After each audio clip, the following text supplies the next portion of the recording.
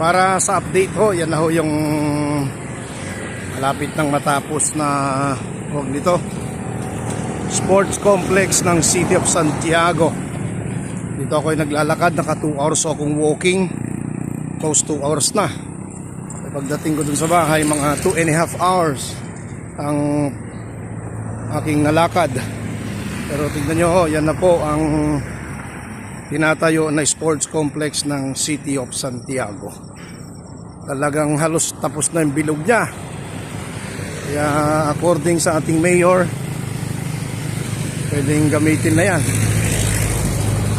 ay January. So ang kakaiba at kakaiba at talagang siyempre natatangi.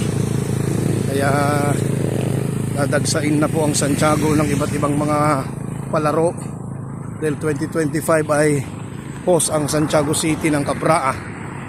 Kaya kakayanin ho yan. At darating din yung panahon baka dito rin maglaro mga PBA at iba pang mga sports. O yan o. Piyang! Opo, nag-walking po muna ako. Ayan na. Dahil dumadami na rin po ang aking mga barkada sa kwan.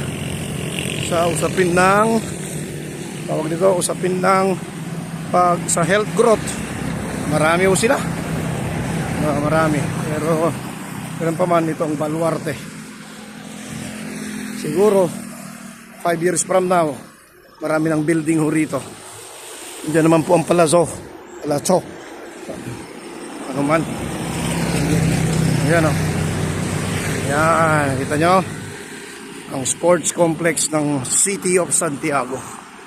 Kunti na lang. Glory to God. Okay, salamat. God bless everyone.